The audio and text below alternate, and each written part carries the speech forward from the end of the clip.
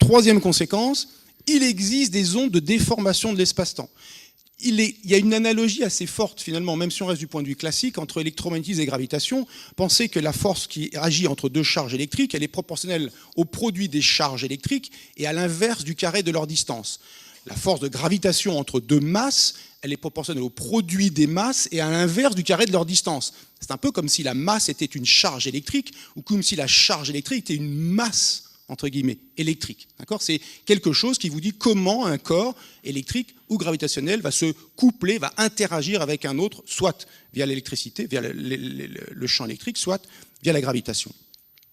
Les mouvements de charge font des champs magnétiques. Les variations temporelles du champ magnétique font des champs électriques qui dépendent du temps. Ça s'appelle l'induction. Et les variations temporelles d'un champ électrique sont sources de champs magnétiques. Tout ça, dit rapidement, s'appelle les équations de Maxwell et Fiat-Lux. Maxwell identifie dans les années 1870, ou peut-être un peu avant, disons fin du 19e siècle, identifie les ondes électromagnétiques avec la lumière.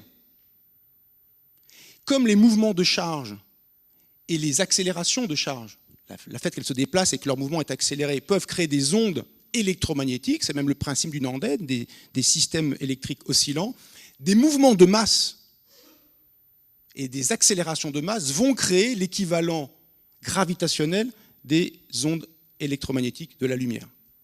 Ça, c'est une vision classique. Les équations d'Einstein donnent ça et d'autres petites choses qui ne sont pas incluses dans l'électromagnétisme, mais cette analogie me paraît pertinente pour comprendre que maintenant qu'il y a la possibilité d'avoir des ondes gravitationnelles, alors elles ont une analogie, il y a quelque chose qui est analogue pour partie, pas entièrement, pour partie avec les ondes électromagnétiques du point de vue de la façon dont ça se produit.